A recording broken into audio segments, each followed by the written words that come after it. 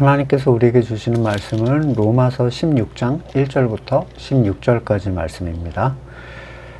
갱그레아 교회 일꾼이요 우리의 자매인 베베를 여러분에게 추천합니다. 여러분은 성도에 합당한 예절로 주님 안에서 그를 영접하고 그가 여러분에게 어떤 도움을 원하든지 도와주시기를 바랍니다. 그는 많은 사람을 도와주었고 나도 그에게 신세를 많이 졌습니다. 그리스도 예수 안에서 나의 동역자인 브리스가와 아굴라에게 문안하여 주십시오. 그들은 생명의 위협을 무릅쓰고 내 목숨을 구해준 사람들입니다. 나뿐만 아니라 이방 사람의 모든 교회도 그들에게 감사하고 있습니다. 그리고 그들의 집에서 모이는 교회에도 문안하여 주십시오. 나의 사랑하는 에베네도에게 문안하여 주십시오. 그는 아시아에서 그리스도를 믿은 첫 열매입니다. 여러분을 위하여 수고를 많이 한 마리아에게 문안하여 주십시오. 나의 친척이며 한때 나와 함께 갇혔던 안드로니고와 유니아에게 문안하여 주십시오. 그들은 사도들에게 좋은 평을 받고 있고 나보다 먼저 그리스도를 믿은 사람들입니다. 주님 안에 있는 나의 사랑하는 암블리아에게 문안하여 주십시오. 그리스도 안에서 우리의 동역자인 우르바노와 나의 사랑하는 스다구에게 문안하여 주십시오. 그리스도 안에서 인정받는 아벨레에게 문안하여 주십시오. 아리스토블로의 가족에게 문안하여 주십시오. 나의 친척인 헤로디온에게 문안하여 주십시오. 주님 안에 있는 나기수의 가족에게 문안하여 주십시오. 주님 안에서 수고한 드루베나와 드루보사에게 문안하여 주십시오. 주님 안에서 수고를 많이 한 사랑하는 버시에게 문안하여 주십시오.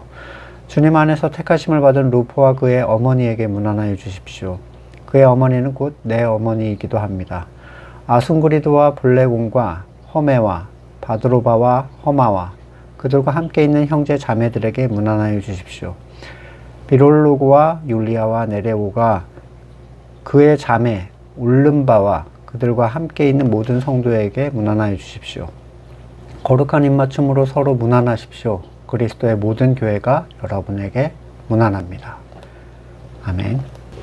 로마서 16장은 인사의 장입니다. 전반부에는 바울이 로마에 있는 성도들의 이름을 하나하나 호명하면서 그들에게 자신의 인사를 전한 것이었다면 하반부에는 이단에 대한 경계와 함께 바울과 함께 있는 사람들의 이름을 호명하면서 그들이 로마 교회에도 안부를 전하고 있다. 이렇게 이제 로마서가 마무리가 됩니다. 많은 이들이 로마서 16장을 쉽게 지나가려 하는 경향이 있습니다. 그도 그럴 것이 알지도 못하는 이름만 나오고 미스코리아가 수상소감 얘기할 때 어디 사장님 누구 어떤 사장님 또 어떤 언니와 무슨 전문인께 감사를 드린다 이런 거랑 별로 차이가 없게 느껴지잖아요. 이 사람들의 이름이 복음과 무슨 상관이 있겠는가 싶지만 사실 로마서 16장에서 언급된 형제자매의 이름은 엄청난 가치를 우리에게 보여줍니다. 그냥 성경만으로는 알기 어려운 내용들이죠. 이 당시에는 굉장히 실제적이었지만 이 수천 년이 지난 지금 이 한국에 사는 우리한테는 이건 그냥 아무 의미 없는 글처럼 보여요. 로마서 자체로만은 알기 어렵지만 역사가들 또 주석가들의 도움을 받으면 조금 더 가까이 다가가 볼 수가 있습니다. 로마서 16장에는 특별한 복음적 메시지, 그러니까 교리적 내용이 들어있지 않지만 그 자체로 굉장히 실제적인 교회의 모습을 잘 드러내주는데 그가 로마서를 형제 사랑의 내용이다 결론을 내린 후에 그 실제 모습을 보여주는 장이 바로 16장입니다. 교리적인 설명을 했던 앞부분과 달리 이 장은 마치 사도행전의 한 장이 연장되는 것처럼 보여주는데 당시 사람들에게는 굉장히 생생하고 현실적이었을 거예요. 한 사람 한 사람의 이름을 호명한 그 모습이요. 지금은 톡이나 SNS를 통해서 세계 어디에서나 동시간대에 소식을 전하고 또 사진 보내고 심지어 영상도 무료로 영상통화도 할 수 있죠. 한때는 우리에게도 몇 달 거쳐서 외국에서 오는 편지 또는 지방에서 온 그의 채취, 느낌이 담긴 편지가 굉장히 소중했던 때가 있었고 또 나라의 시간대를 고려해서 온 가족이 모여 앉아가지고 전화를 돌려받으면서 외국에 있는 아무개의 목소리를 듣는 그런 때도 있었습니다. 그러니까 무관심이나 또는 어떤 연락을 할 용기의 부족이 아닌 이상 소식이 끊기지 않는 시대죠, 지금은. 근데 우리는 집배원도 없던 시절, 편지를 보내는 사람이 믿을 만한 누군가의 손에 맡겨서 먼 여행길을 거쳐 전달받는 소식의 그 소중함이 우리에게 공감되기는 참 어려울 거예요. 바울은 자신이 알고 있는 한 사람 한 사람의 이름과 안부를 적어서 물으며 소식을 보내는 쪽에서 소식을 받는 쪽을 얼마나 구체적으로 그리워하고 생각하고 있는지를 잘 보여주고 있습니다. 여기서는 26명 중에 24명의 이름이 호명이 되고 있고요. 그 중에 9명은 여자예요. 숫자는 저희 창틀교회랑 거의 비슷한 것 같아요. 근데 로마를 아직 가보지 않은 바울이 어떻게 그 안의 구성원을 그렇게 잘 알고 있는가? 이 편지는 고린도에서 쓰여진 편지인데 바울이 로마를 가기 전의 상황입니다. 그래서 주석가들은 아마도 글라우디오 황제가 로마에서 유대인 추방령을 한번 내린 적이 있죠. 그때 로마로부터 온 사람들이 바울의 선교 여행 중 만나게 된 것이 아닐까 이렇게 추측을 하고 있습니다. 먼저 1, 2절에 언급되는 베베라는 자매를 추천하는 것으로 본문이 시작이 됩니다. 이 베베라는 사람은 갱그레아 교회의 일꾼이다 이렇게 설명하는데, 일꾼으로 표현된 용어는 집사, 봉사자의 의미를 담고 있습니다. 베베가 아마도 이 편지를 들고 로마 교회에 전달해 준 사람으로 생각되는데, 지금 생각으로는 이 어마어마한 복음의 정수, 영국에서는 이 로마서 한 장에 친필 로마서 한 장이면 대형 박물관과 바꿀 정도로 귀중한 가치가 있다고 얘기하는데, 이 로마서를 들고 가는 이 사람, 당시에는 힘이 없죠, 여자는. 그리고 인정받기 어려워요. 그 여성의 손에 들려보냈다는 것은 참 신비로운 하나님의 방식이라는 생각이 들어요. 가다가 잃어버리거나 빼앗기거나 하면 어쩌지? 복사본도 없던 당시에 이 편지의 소중함을 생각한다면 강하고 신뢰받는 남성 중에 누구를 보내도 될 법한데, 이 여집사에 대한 바울의 신뢰는 그녀가 그것을 충분히 감당할 수 있다고 여겼고 하나님의 손길에 의해서 분명히 가능할 것이다 생각을 한 것 같습니다. 베베는 로마 교회 안에 들어가기 위해 바울로부터 받은 추천장을 가지고 가야만 했었는데 몇 가지 이유가 있어요. 우선 바울이 전하는 이 서신, 로마서를 전달하는 임무를 맡았어요.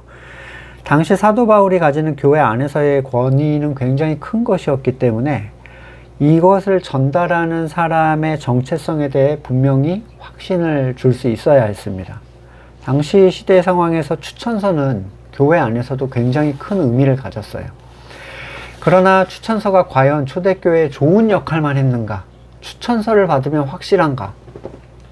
사람에 의해서 만들어진 건 언제나 악용할 수 있는 가능성이 있죠.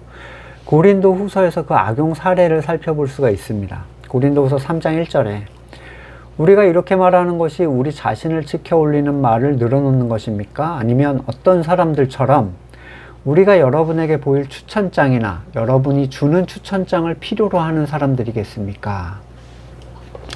바울이 갑자기 추천장 얘기를 부정적으로 꺼내고 있는데, 고린도 교회에 바울을 대적하고 그의 사도됨을 공격하는 사람들이 있었고, 특히 그의 바울의 사도성을 입증할 만한 추천서를 내놔라 이렇게 요구했다는 걸 알 수 있어요. 아마 그들은 바울에 대해 추천장도 없는 거짓 사도라고 비난을 했던 것 같습니다. 그러나 바울은 이 일로 베드로나 또 다른 사도를 찾아가서 추천장을 요구하지 않습니다. 이 앞에 어떤 사람이라고 말하는 그 부류는 아마도 뒤쪽에 나오는 하나님의 말씀을 혼잡하게 하는 사람들을 의미하는 것인데, 하지만 바울은 고린도 성도들에게 추천장에 대해서 이렇게 얘기를 합니다. 3장 2절 이어서 보시면 여러분이야말로 우리를 천거하여 주는 추천장입니다. 그것은 우리 마음에 적혀 있습니다. 모든 사람이 그것을 알고 읽습니다. 여러분은 분명히 그리스도께서 쓰신 편지입니다. 우리는 그걸 작성하는 데 봉사했습니다. 그것은 먹물로 쓴 것이 아니라 살아계신 하나님의 영으로 쓴 것이요 돌판에 쓴 것이 아니라 가슴판에 쓴 것입니다. 이미 고린도 성도들은 자신이 바울이 하나님의 택하신 사람임을 알고 있다라고 말하는 거예요. 그 자신들이 이미 알고 있어. 자기의 신앙의 어떤 변화 또는 바울의 설교나 지도를 받은 그 이후의 어떤 영적인 성장을 통해서요. 글을 보는 사람마다 성도는 읽을 수 있다는 거예요. 이 추천장, 이 성도들의 모습을 보고 바울이 하나님의 추천을 받은 사람이라는 걸 알 수 있다는 거죠. 사실 추천장 얘기가 나와서 말인데, 저도 이제 독립교단으로 나오면서, 제가 예장 통합에 있었는데 독립교단으로 나오면서 거길 들어가려면 추천장, 담임 목사의 추천장 2개를 요청을 하더라고요. 근데 제가 이제 전임 사역을 했던 곳이 2곳인데, 담임 목사님들하고 별로 좋지가 않았어요. 담임 목사님들이 저를 별로 안 좋아했어요. 뭐 이유야, 제 쪽에서는 이유는 분명하지만 그분들도 이제 이유가 나름 있으시겠죠. 기성의 틀대로 따라와 줘야 되는데 자꾸 성경에서 이렇게 얘기하고 있다 라고 얘기를 하니까 불쾌하셨던 것 같아요. 불편하셨거나, 결국에는 이제 담임 목사님들을 찾아갈 수 없으니까 제가 동료였던 부목사 중에 담임 목사님이 된 사람, 또는 이제 신대원 동기 중에 담임 목사님이 된 사람을 찾아서 추천서를 받은 적이 있습니다. 추천서가 모든 걸 말해줄 것이라고 생각하지만 추천서는 때로는 모든 걸 왜곡할 수도 있습니다. 추천서에 대해서 불편함을 가진 기억이 있는 바울이 왜 베베에게는 추천장을 써주었을까요? 첫 번째, 베베는 갱그레아 교회 여집사였는데, 바울은 베베에 대해서 갱그레아 교회의 일꾼, 우리의 자매, 많은 사람을 도운 사람, 바울이 신세를 많이 진 사람, 이렇게 그의 신원에 대한 확인을 해줍니다. 이러한 확인이 필요했던 이유는, 첫째로 정체를 알 수 없는 순회 설교가가 교회 공동체를 찾아가서 다른 복음을 전하는 일이 굉장히 빈번했기 때문이에요. 두 번째로, 바울은 이 베베에게 자신의 서신을 전달하는 굉장히 중요한 임무를 맡겼기 때문이고, 세 번째로, 베베에게 이 로마 교회를 부탁할 생각이 있었기 때문입니다. 2절에서 보듯이 바울은 로마 교회 성도들에게 베베를 성도에 합당하게 영접해주고 그를 도와주라 라고 부탁을 하는데, 어떤 도움이겠습니까? 아마 아직 복음에 있어서 불분명한 로마 교회 교인들에게 자신의 서신을 전달할 뿐만 아니라 서신의 의미를 바르게 알려주고 풀어줄 수 있는 사람으로서 베베를 세운 것으로 보여요. 사실 지금 시대에도 뭐 로마서가 중요하다, 보석이다 해도 설교 후에 뭐 하죠? 자기들이 만들어 놓은 일을 하려고 그냥 흩어집니다. 네, 그걸 보는 건 어려운 일이 아니에요. 그러니까 서신이 아무리 정확하다 하더라도 그 근본에 대한 체험과 이해가 있는 사람이 아니라면 그걸 바르게 이해하고 적용하는 데는 큰 어려움을 겪게 될 게 뻔한 일이었어요. 따라서 베베는 지난 본문에서 말씀드린 형제 사랑에 딱 맞는 사람이었는데, 그는 교회를 향한 선한 마음이 체험적으로 가득 있었고, 또 올바른 영적 지식을 가지고 성도들을 권면할 수 있는 힘이 있는 사람이었습니다. 그럼에도 불구하고 고린도 교회가 바울의 사역을 통해 추천서가 없이도 그를 사역자로 알아본 것과는 달리 로마 교회는 베베를 아는 사람이 없었어요. 그렇기 때문에 이 베베를 위해서 추천서를 보낸 겁니다. 바울은 이 가부장적인 시대에 여집사에게 중대한 일을 맡겨서 보냈습니다. 바울에게는 이 남녀에 대한 당시 문화적 경계를 뛰어넘을 수 있는 영적인 가치가 살아 있었던 것으로 충분히 볼 수 있습니다. 베베는 갱그레아 교회 여집사로서 그 일을 잘 감당했던 신망이 있는 일꾼이었는데 모든 교회 공동체로부터 인정을 받는 사람, 이렇게 설명을 하고 있어요.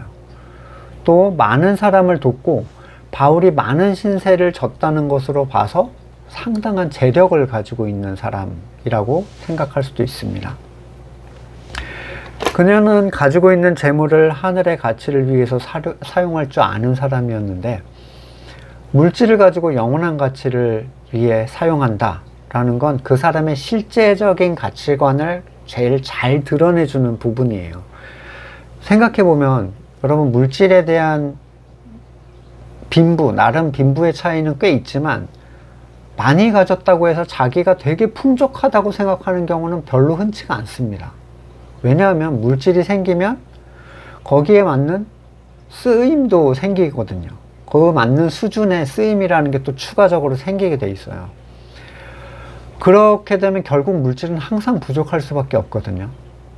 마태복음 6장 21절, 너의 보물이 있는 곳에 너의 마음도 있을 것이다. 우리가 항상 생각하고 있는 그곳에 우리의 보물이 있는 곳이에요.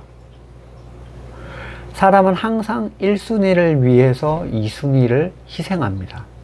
우리의 마음이 어디 있고 무엇을 위해 희생하고 있는지 살피는 것은 깨어있는 사람들의 일이 될 겁니다. 베베의 뒤를 이어 나오는 사람들은 우리가 잘 아는 브리스가와 아굴라. 베베에 대한 소개는 바울이 그녀를 보낸 사람으로서의 그녀를 부탁하는 얘기였다면, 이제 브리스가와 아굴라부터는 로마 교회 소속의 사람들에 대한 인사 그리고 안부인데, 바울은 이들을 예수 그리스도 안에서 자신의 동역자다 이렇게 소개를 합니다. 바울은 이 글을 읽을 로마 교회 사람들에게 그 안에 속해 있는 브리스가와 아굴라가 어떤 사람인지를 소개하고 있어요. 그냥 인사라면 이걸 할 필요 없겠죠. 이런 소개는 교회 안에서 브리스길라와 아굴라의 권면이 또는 그들의 신앙의 태도나 말씀의 권면이 확실하게 받아들여지기를 바라는 바울의 마음이 담겨 있습니다. 분명히 그들이 로마 교회 안에 있었음에도 불구하고 자기 스스로 내가 왕년에 이것도 하고 저것도 하고 바울하고 이렇게 하면서 뭘 하고 누굴 가르쳐 받고 이렇게 떠들지 않았을 거라는 걸 아는 거예요. 브리스길라와 아굴라는 누구에게든지 자기를 낮출 정도로 항상 겸손했던 사람이고, 성경학자 아볼로에게 복음의 진수를 자세히 풀어줄 수 있을 정도로 분명한 영적 지식을 가진 사람이었는데, 베베와 더불어 이 로마 교회를 든든히 세워 나갈 수 있는 리더급의 사람으로 바울이 우회적으로 그들을 추천한 거예요. 네. 바울뿐만 아니라 이방의 모든 교회들도 이 부부에게 감사하고 있다라는 것은 많은 성도들에게 인정을 받았다는 얘기죠. 베베와 더불어 잘 연합해서 로마 교회의 기둥이 될 수 있는 로마 교회 자체의 귀한 자원임을 분명하게 드러내줍니다. 그리고 바울은 그들의 집에서 모이는 교회에도 문안을 하는데, 이러한 바울의 인사는 우리에게 굉장히 큰 위로가 되죠. 지금 저희도 가정에서 모이고 있는데, 사실 세상은 가정교회를 교회가 아닌 불완전하거나 하자가 있는 것처럼 말하거나 또 무슨 이단이라도 보는 것처럼 생각하지만 주 3세기까지 대부분의 교회는 가정교회였습니다. 그리고 바울은 그들의 집에서 모이는 교회에 문안을 합니다. 이런 바울의 인사는 저희한테는 굉장히 큰 위로죠. 저희도 가정교회로 모이고 있는데, 사실 세상은 가정교회를 교회가 완전한 교회가 아닌 불완전하거나 하자가 있는 교회처럼 생각합니다. 무슨 또는 이단을 보는 것처럼. 그런데 주후 3세기까지는 대부분의 교회는 가정교회였어요. 실제적으로 건물교회가 생긴 건 300년 금방 이라고 제가 들었는데, 카톨릭에서 교권을 잡고 사람의 틀로 이 신앙의 자체를 찍어내기 전까지 거의 다 가정교회였다는 거예요. 가정에서 모이는 것은 우선은 그 수가 많지 않았고, 그렇게 특별한 장소를 얻어서 모일 수 있는 금전적인 여력도 없었고, 대형 건물도 없었고, 또 핍박을 받는 시대적 환경 때문에 드러내놓고 만날 수도 없었던 그런 다양한 그 이유가 있습니다. 누군가 자기의 가정을 개방한다는 것은 그를 초대하는 대상을 가족처럼 여길 때만 가능한 일이에요. 누구인지 전혀 그 배경과 가치관을 알 수 없는 대상에게 가정을 오픈하는 것은 오직 그가 하나님의 생명을 가진 사람인가를 확인함으로써 가능해집니다. 그러나 교회 모임이 공적 건물이 되고, 또 교회가 건물로 크고 웅장하게 지어지면서 그곳에 들어오는 사람들의 정체성을 확인할 필요가 점점 없어졌어요. 어차피 나의 안전과 상관이 없고 사람은 많으면 많을수록 좋은 게 되는 거죠. 누가 누군지도 모르고 알고 싶지도 않고, 누군가 스쳐 지나가는 건물에 그냥 함께 모였다가 흩어지면 그만입니다. 서로가 어떤 사람인지, 그가 뭘 추구하고 있는지, 어떤 이유로 오게 됐는지, 그리고 어떤 가치로 연합할 수 있는지, 이런 고민이 사라진 것은 그 모임을 추구하는 사람들이 서로에게 관심이 없어도 모임이 가능해지면서 생겨난 일이에요. 그냥 가서 예전을 치르고 오면 되는 거예요. 거듭난 사람을 확인하려는 것에 대해서 감히 네가 뭔데 거듭난 자를 확인하느냐, 이런 질문은 교회된 자가 교회된 자를 확인해서는 안 된다는 얘기랑 똑같은 얘기입니다. 성경에서는 많은 부분에서 성도가 아닌 자들에 대한 경계를 하고 있어요. 한 마음으로 연합하지 못하거나 복음적으로 다른 말을 하는 사람들을 내보내라고 얘기합니다.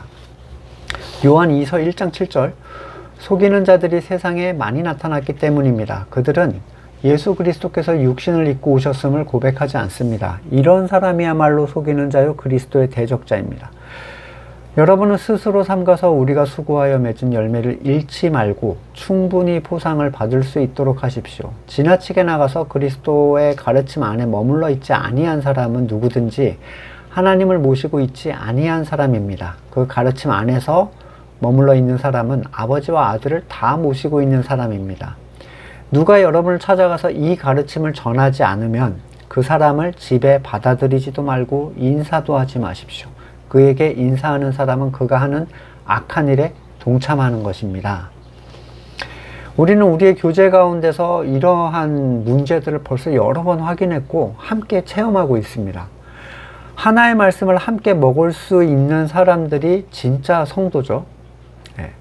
계시록 3장 20절, 보아라 내가 문 밖에 서서 문을 두드리고 있다. 누구든지 내 음성을 듣고 문을 열면 나는 그에게로 들어가서 그와 함께 먹고 그는 나와 함께 먹을 것이다. 이 함께 먹는, 말씀을 함께 먹는 지체라는 건 굉장히 중요한 얘기예요. 자, 교회라는 용어는 에클레시아라고 하는데, 에크는 밖으로, 그리고 칼레오는 부르다예요. 밖으로 불러낸 사람들이에요. 죽음으로부터 불러낸 사람들, 또 세상으로부터 불러낸 사람들, 애굽으로부터 불러내어 광야에 선 사람들. 불러냄을 받은 사람들은 상대가 어떤 사람인지 알 수 있어요. 결국에 처음에는 막 거듭났을 때는 알기 어려워도 시간이 지나면 점점 알게 됩니다. 이것은 거듭난 사람들은 자연스럽게 가능한 일이에요. 자, 5절부터 나오는 에베네도, 아시아에서 그리스도를 믿은 첫 열매인데, 여기서 말하는 아시아는 우리 아시아 대륙이 아니라 로마의 송영이었던 아시아도를 얘기하는데 터키의 극서 지역을 얘기합니다.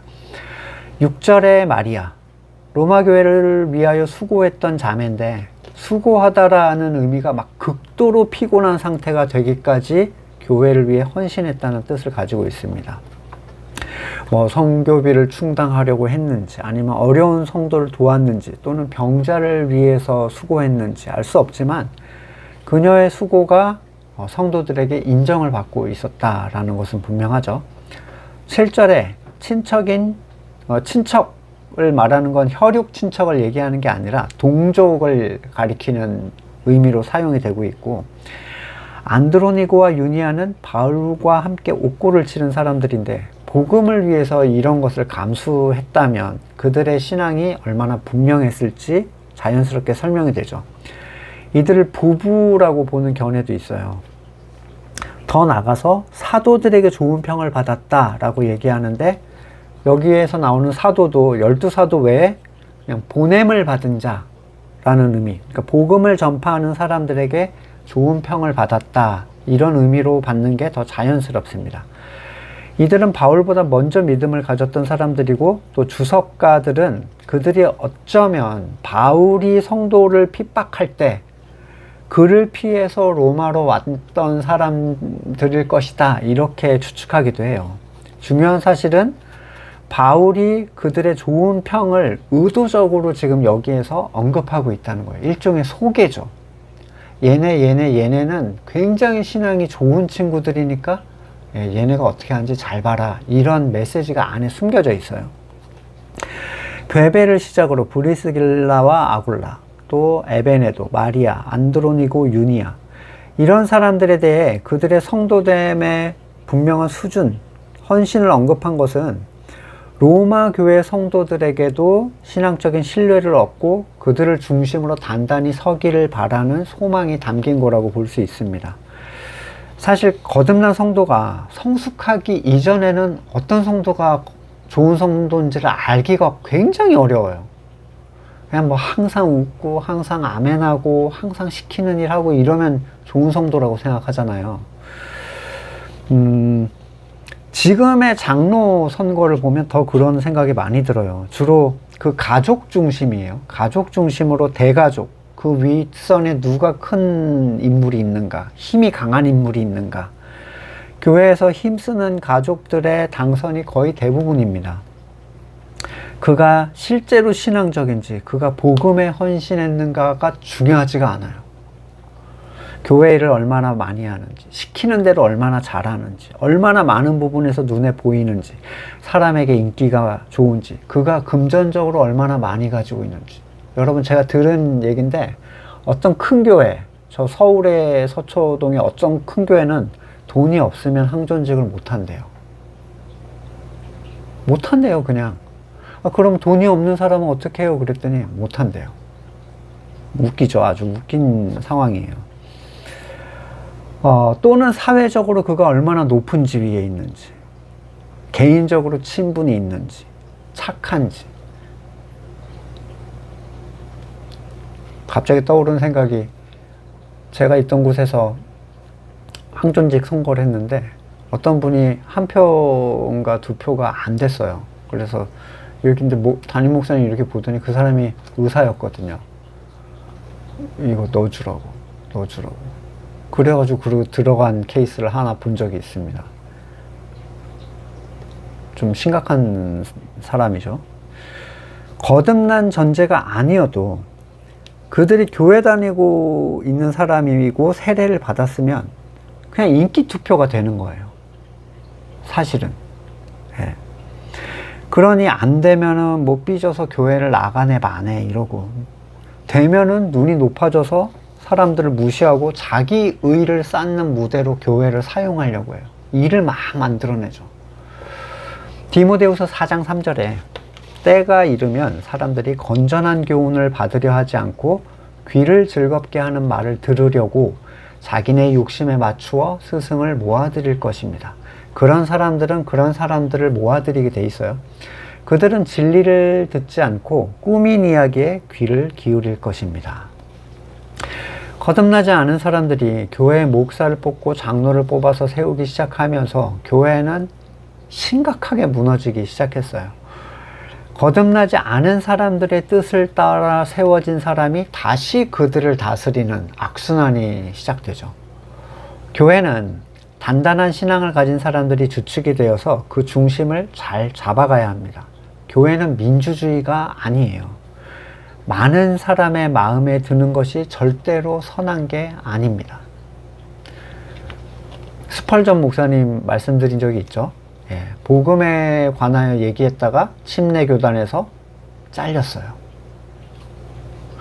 8절, 8절부터 나오는 사람들의 이름은 우리에게 어렴풋이 정보를 주는데, 예를 들어 조선 말기에 우리나라 이름이 뭐 말동이, 소동이, 돌쇠 뭐 이런 식으로 나오면 그가 평민이거나 종이었다, 이런 거 추측할 수 있죠. 근데 성씨를 가지고 있고 또 양반 성씨를 가지고 있고, 예, 왕의 성씨를 가지고 있고 이러면 누구의 후손이겠구나 추측할 수 있는데, 로마도 다소 비슷한 상황이 있습니다. 8절에서 나오는 암블리아는 로마 노예들 사이에서 아주 흔한 이름이었대요. 근데 그도 노예였을 가능성이 큰데, 카타콤의 도마틸라 묘지에는 암블리아라고 새겨진 굉장히 크고 화려한 묘가 그 안에 있었는데, 그가 교회 내에서 탁월한 위치에 있었음을 짐작하게 해줍니다. 성과 첫 이름 그리고 자기 이름 3개로 구별되어서 쓰였을 때 보통은 시민권자라고 인식을 하는데, 암블리아는 이름만 있었다고 합니다. 9절에 동역자로 소개하는 우르바노도 역시 가이사의 가족 명부에 발견되는 평범한 로마 노예의 이름입니다. 사랑하는 스다구, 그 사람은 흔하지 않는 이름이지만 로마의 황족 중에 발견되는 이름이래요. 10절에 인정받은 아벨레, 이 이름은 유대 중에도 있고 황제의 가계에도 발견되는 이름이고, 또 그가 성도로서 인정받았다는 사실을 언급해 주는 것은 앞에서도 언급드렸듯이 읽는 사람들을 의식하는 바울의 의도가 살짝 엿보이죠. 아리스토블로의 가족은, 여기에 대한 의미는 아리스토블로로 말미암은 자들이라는 의미인데, 가족 또는 하인들이 다 포함이 되어 있어요. 이 아리스토블로라는 사람들은 헤롯 대왕의 손자이자 아그리빠 1세와 형제 관계에 있었던 아리스토블로가 죽자 글라우디오 황제의 집으로 옮겨간 사람들인데, 상당수가 황제의 소유가 된 유대 노예들, 좀 특별한 신분이죠. 황제의 소유가 된 유대 노예들이었다고 합니다. 12절의 친척, 역시 내 동족을 의미합니다. 헤르디온 또 나기수의 가족에게 안부하고 있죠. 12절에 드르베나와 드루보사, 이름이 비슷한데 자매로 여겨지고 있어요. 이 이름은 주로 높은 지위의 사람들이 사이에 사용되었던 이름인데, 자유민으로 생각이 됩니다.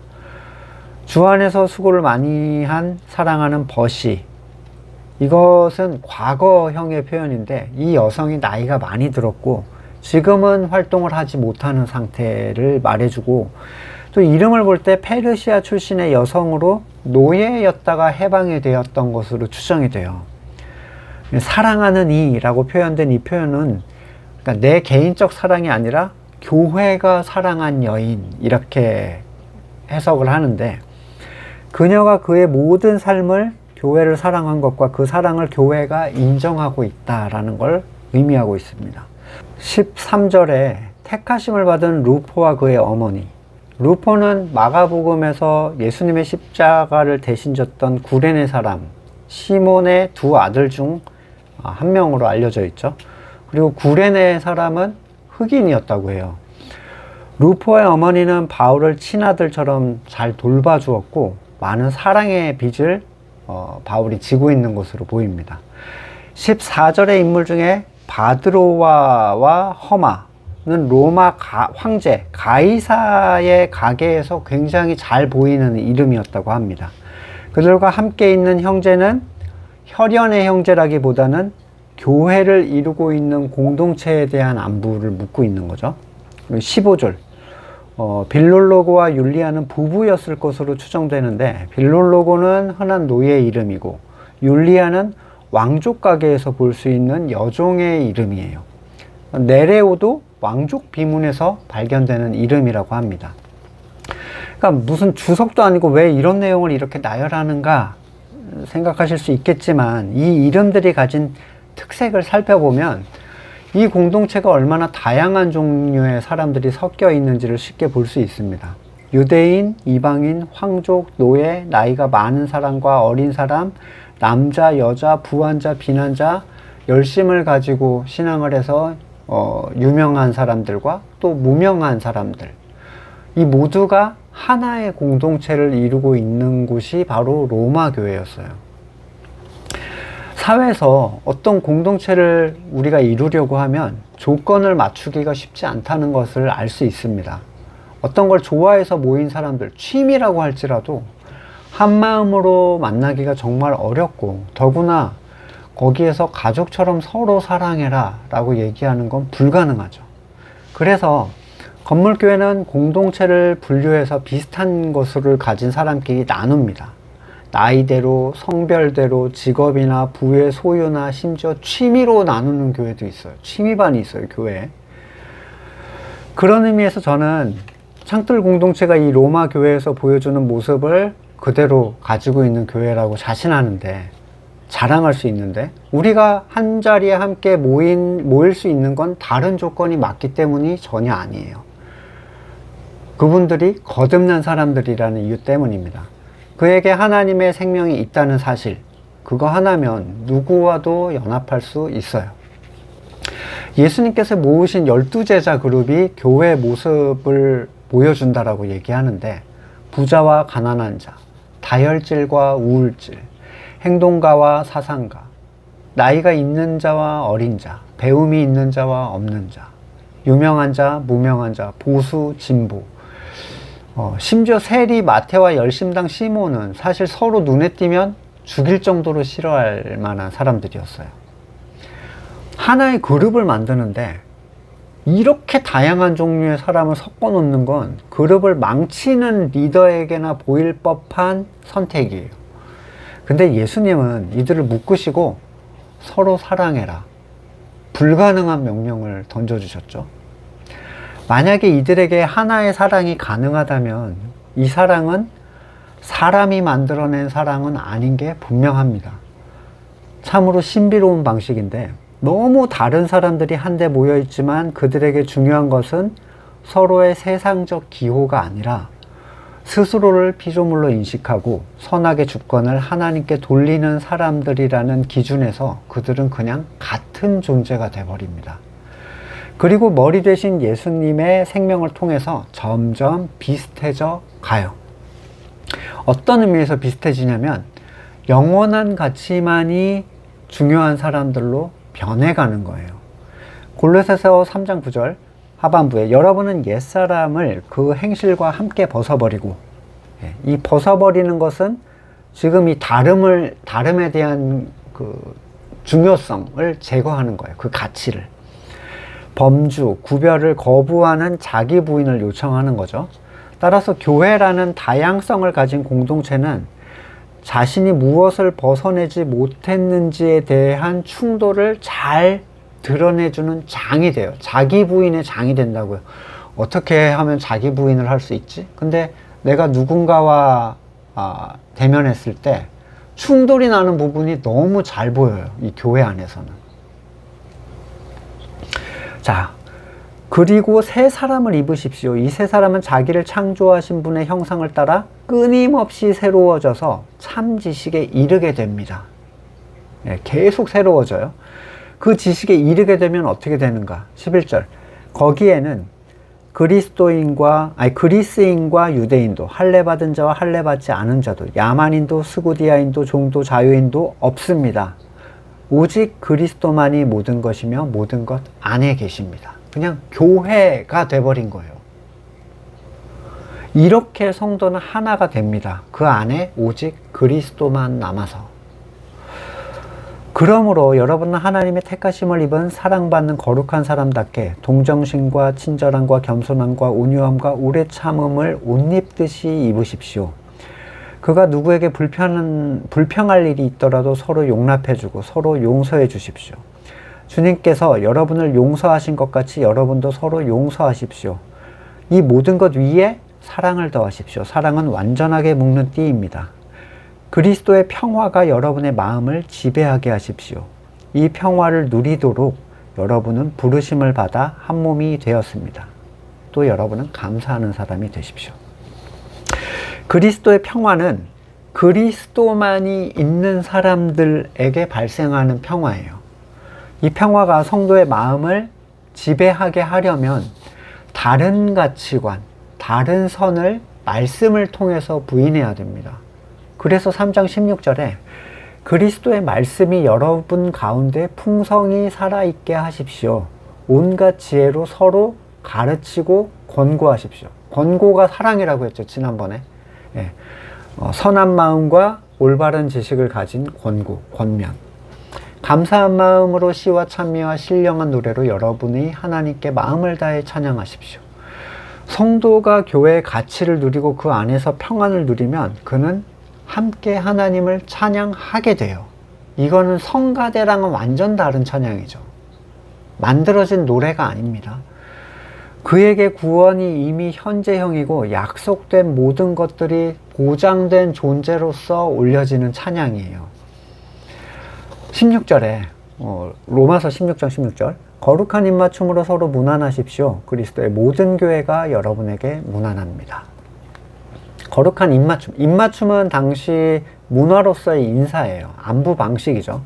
서양에서는 악수로 악수하십시오 이렇게 번역하기도 했고, 뭐 우리나라에서는 목례 또는 포옹 정도로 표현될 수도 있을 것 같아요. 예, 이 거룩한이라는 게 붙은 건 이 안부의 이유가 성도가 성도에게 보내는 그에게 있는 하나님의 생명에게 보내는 안부이기 때문입니다. 로마 교회는 유명한 자와 무명한 자들이 함께 어우러져 있었어요. 널리 인정받고 이름을 알린 성도도 있었지만 어떤 설명도 없고 이름만 언급된 사람이나 또는 이름도 언급되지 않은 사람도 있었습니다. 그러나 성도는 하나이기 때문에 그런 유명세는 전혀 중요한 게 아니었어요. 바울은 그들 모두를 하나와 같은 마음으로 그리워하고 소식을 전했습니다. 또한 그는 그리스도의 모든 교회가 너희에게 문안한다 라는 소식을 전해요. 로마 교회의 다양성을 신학의 다양성으로 바꾸는 것은 복음의 본질을 완전히 왜곡하는 헛소리에 불과합니다. 어떤 사람들은 서로 다양한 의견, 가치관, 신앙관을 포용하는 것이라고 해석을 하는 경우도 종종 본 적이 있어요. 나랑 달라도 그냥 다 받아들여야 돼. 이렇게. 그 결과물이 뭐죠? WCC 같은 게 이제 나온 거예요. 다 다른 걸 믿는데 구원은 하나다. 결국에 신앙 본질까지 부정하면서 연합이 더 중요시 돼버렸습니다. 본질이 없는 연합, 복음이 없는 연합은 바벨탑에 불과해요. 이 사람들이 연합할 수 있었던 것은 본질이 같았기 때문이지 서로가 서로를 포용하고 하나의 공동체를 만들기 위해서 양보하고 참아준 이유 때문에 이루어진 게 아니었습니다.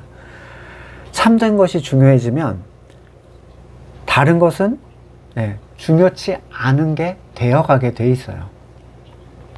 바울은 자신이 했던 모든 복음의 가치에 합한 인사로 로마 교회 성도들에게 안부를 묻고 또 신앙적으로 중심을 잡아줄 수 있는 사람들을 높여주면서 소개하고 끝까지 교회적 차원의 가치로 그들을 대하고 있다는 사실을 우리가 볼 수 있습니다.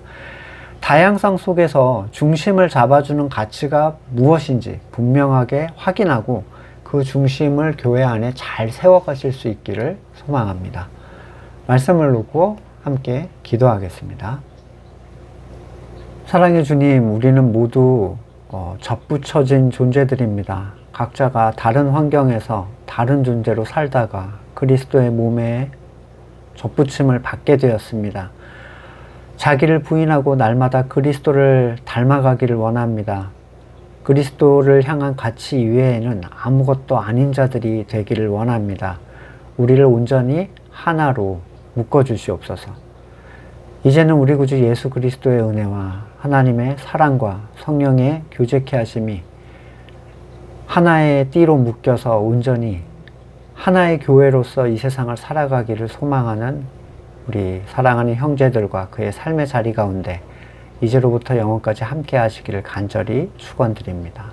아멘.